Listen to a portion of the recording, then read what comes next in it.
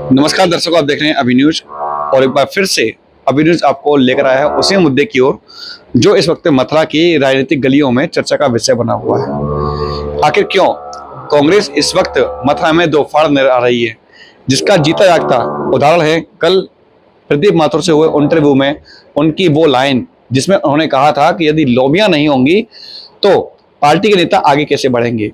और आज जब प्रेस कॉन्फ्रेंस हुई तो उस प्रेस कॉन्फ्रेंस में जो कि प्रदेश अध्यक्ष के द्वारा आयोजित की गई थी, उसमें यहाँ की बड़ी लॉबी यानी कि प्रदीप माथुर और उनके सहयोगियों की यानी कि उनकी लॉबी का वहां पर उपस्थित न होना, ये इस ओर इशारा करता है कि वास्तव में कांग्रेस की वर्तमान स्थिति मथुरा में क्या हो चुकी है। इसी विषय पर बात करने के लिए एक बार फिर से हमारे साथ मौजूद हैं यामिनी रमन आचार्य, जो कि मथुरा में कांग्रेस के बड़े नेता हैं, और हम इनसे जानना चाहेंगे कि आखिर लॉबियों में बंटने से पार्टी को क्या कुछ नुकसान होते हैं। लॉबियों में बंटने से या बहुत ज़्यादा गुटबंदी कभी भी किसी भी राजनीतिक दल के लिए हितकारी नहीं है और इससे बचना चाहिए। किसी भी तरह की लॉबिज्म या गुटबाजी से इसका कोई स्थान नहीं होना चाहिए। यदि पार्टी हित में काम करना है तब बात की जाए मथुरा की, तो मथुरा में लगातार कई वर्षों से कांग्रेस इसी स्थिति से गुजर रही है कि जब भी बात की जाती है तो पार्टी हमेशा दो धड़ों में बटी नजर आती है। चाहे मेयर के चुनाव हो, चाहे विधायक के चुनाव हो, चाहे वर्तमान में लोकसभा के चुनाव हुए हों, आप कभी भी देख लें कांग्रेस कभी भी एक साथ या मतलब कांग्रेस की लॉबी कभी भी एक साथ खड़ी हुई नजर नहीं आई। अब जिन लोगों की गुटबंदी या जो लॉबिज्म की बात करते हैं, लॉबी जिनकी बनती जाती हैं, हो सकता है उनके निहित स्वार्थ हों राजनीति में। हम तो इन सब चीज़ों से ऊपर हैं। हम तो कभी किसी तरह की गुटबाजी में, कभी किसी तरह के झगड़े में, किसी तरह के विवाद में, जहाँ तक राजनीति का संबंध है, कभी भी नहीं पड़ते। और मेरा सलाह है, मेरी राय है सबको कि सबको एकजुट होकर पार्टी को मजबूत बनाना चाहिए। यामिनी, जैसा कि कल इंटरव्यू के दौरान ही प्रदीप माथुर ने स्पष्ट रूप से नाम लेकर के कहा था कि श्याम सुंदर उपाध्याय और उनके बीच में आपस में कभी भी राजनीति को लेकर नहीं बात बनी। ऐसे में जो उस समय का दौर था, जिस समय पार्टी काफी मजबूत स्थिति में थी, उस समय क्या अंदर खाने जो भीतरघात थी वो नहीं हुई होंगी? अब उनके क्या संबंध थे जिनका नाम वो ले रहे हैं, उनसे उनके क्या संबंध थे, उनसे क्या मतभेद थे, इस बारे में मैं नहीं पढ़ना चाहता, क्योंकि यह एक अच्छी बात नहीं है कि आप एक ही पार्टी में काम करें और अपने मतभेद इस स्तर पर ले आएं जो कि जन चर्चा या सार्वजनिक मंच पर जब उन पर चर्चा होने लगे तो वो एक दुर्भाग्यपूर्ण स्थिति होती है। आपको जानकारी होगी, कल कांग्रेस पार्टी के द्वारा एक बैठक का आयोजन किया गया था, जिसमें कि जैसा कि कहा जा रहा है कथित दूसरी लॉबी यानी कि मुकेश धनगर के समर्थक, जिसमें कि जिलाध्यक्ष भगवान सिंह वर्मा और अन्य लोग भी मौजूद थे, उनके बीच में ही ये बात कही गई थी, कार्यकर्ताओं के द्वारा मांग उठाई गई थी कि जो लोग अब राजनीतिक रूप से वरिष्ठ हो चुके हैं या केवल वोट लाने के नाम पर वरिष्ठता नहीं ले सकते, उनको पार्टी से अन्यत्र किनारा कर दिया जाए। क्या कहना चाहेंगे इस बारे में? अब मुझे अभी इस बारे में कोई बहुत ज़्यादा इसलिए नहीं करना है, ये उनकी राय हो सकती है, क्योंकि पार्टी में वरिष्ठ लोगों का सहयोग, योगदान, उसकी अपनी अहम भूमिका है, अलग भूमिका है। युवाओं की अलग भूमिका है, युवाओं का भी रचनात्मक सहयोग होना चाहिए। और कांग्रेस पार्टी हमेशा इसी में यकीन करती रही है, सबको साथ लेकर चलने में।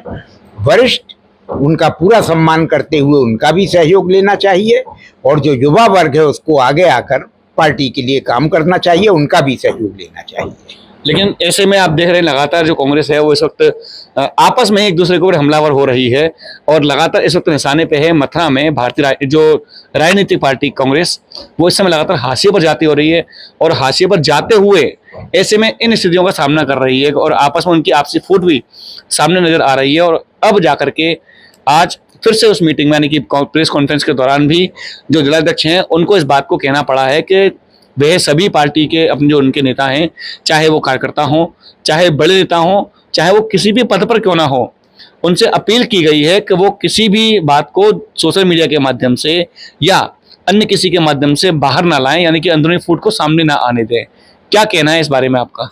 ये उन्होंने सही कहा है कि किसी भी तरह के सार्वजनिक मंच पर इन चर्चाओं से बचना चाहिए जिससे पार्टी के अंदर अंदरूनी मतभेद एक जन चर्चा का विषय बने। सार्वजनिक मंच पर ये बातें मतभेद की नहीं आनी चाहिए। ये स्थिति कभी भी अच्छी नहीं रहती, किसी भी पार्टी की मजबूती के लिए ज़रूरी नहीं होती। आज समय का तकाजा है, समय की मांग है कि कांग्रेस केंद्र में अभी अभी संपन्न हुए लोकसभा चुनावों में एक सशक्त विपक्षी दल के रूप में आगे आई है।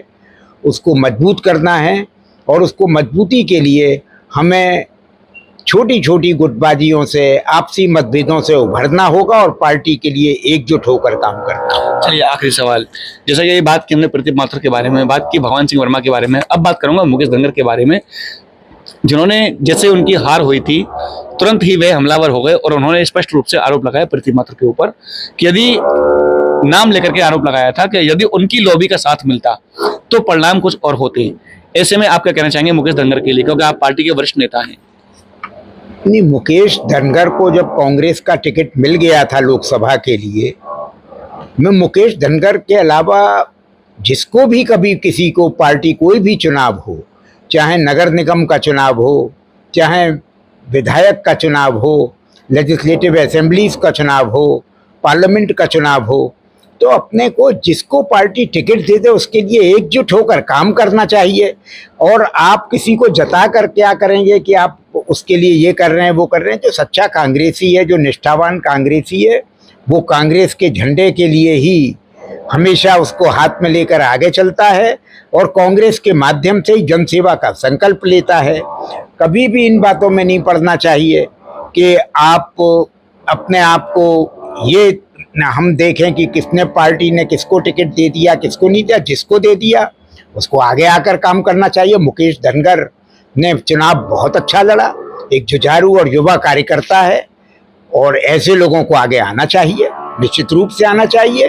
और आगे भी पार्टी जिसको टिकट देगी, जिसके लिए काम करेगी, उसको उसके लिए हम लोग संकल्पित रहेंगे, ये मेरा कहना है। जैसा कि आपने कहा है कि जिसको पार्टी टिकट दे उसी के साथ में समिल से कार्यकर्ताओं को लगना चाहिए। ऐसे में प्रदीप माथुर का ये कहना था कि उनके पास में बार बार पार्टी के फोन आ रहे थे कि आप चुनाव लड़िए, तो क्या मानना है कि प्रदीप माथुर अपनी हार से डर गए थे? क्योंकि उन्होंने कल के इंटरव्यू में स्वीकार किया है इस बात को कि उनको पता था कि लगभग 2.25 लाख वोटों से मुकेश धनगर हारने वाले हैं और चाहे कोई भी प्रत्याशी खड़ा क्यों ना हो जाए वो हारेगा। देखिए, पार्टी ने किसको टिकट देने का आग्रह किया, किसको नहीं किया। अब पार्टी ने तो मुझसे ही कहा था कि आप लड़िए, और मुझसे एक दफ़े नहीं, मुझको तो 3-3 दफ़े कहा गया।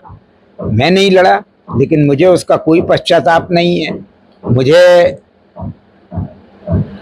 किसी के विषय में कुछ नहीं कहना, लेकिन इतना ज़रूर कहता हूँ और कि जिसको पार्टी टिकट दे, जिसको सिंबल दे, उसके लिए पुरजोर तरीके से एकजुट होकर कार्यकर्ता को काम करना चाहिए। कार्यकर्ता को करना चाहिए, नेता को करना चाहिए और अपना समर्थन देना चाहिए। देखिए, जैसा कि अभी अभी आपने कहा कि आपके पास में पार्टी की तरफ से 3-3 बार ऑफर आए थे कि आप चुनाव लड़िए। ऐसे में बात की जाए प्रदीप माथुर की, जब कल उन्होंने स्पष्ट कर दे दिया अपना कि उन्हें पता था कि वो हार जाएंगे, क्या आपके मन में भी इस बात को लेकर डर था कि हेमा मालिनी के सामने कांग्रेस का कोई भी प्रत्याशी खड़ा होगा वो हार जाएगा?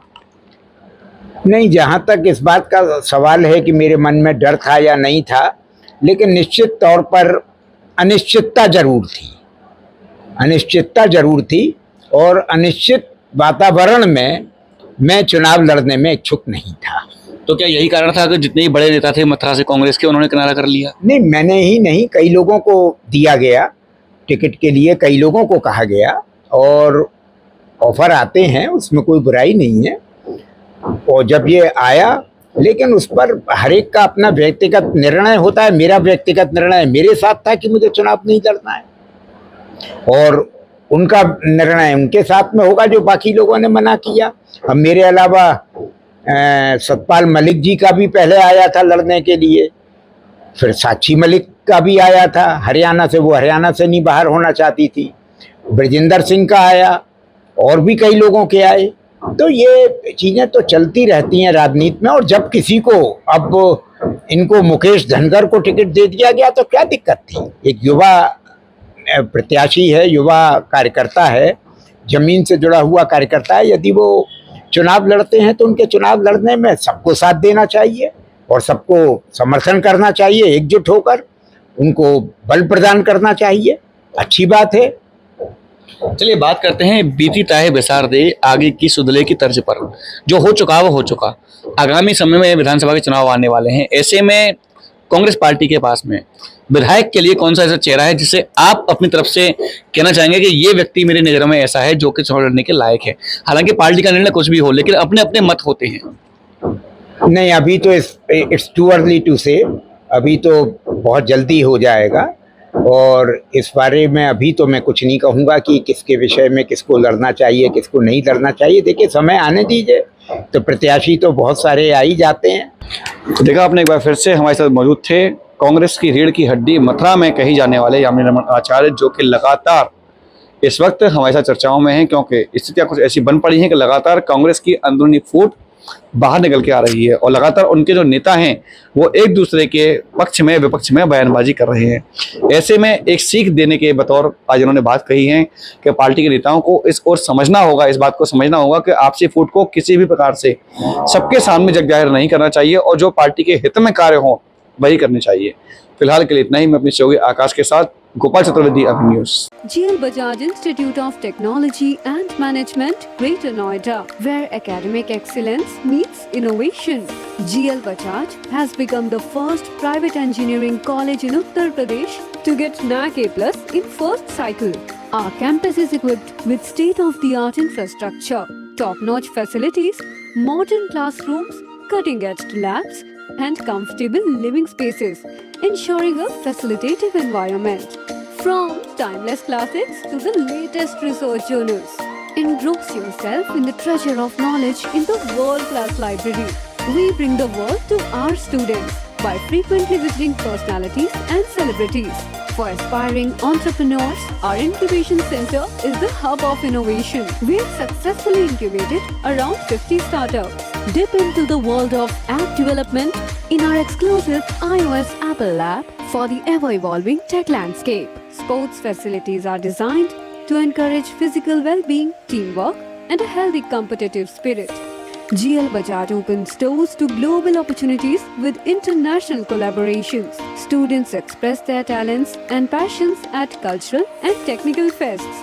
Undertake your educational journey at GL Bajaj, where every day is an opportunity to learn and grow.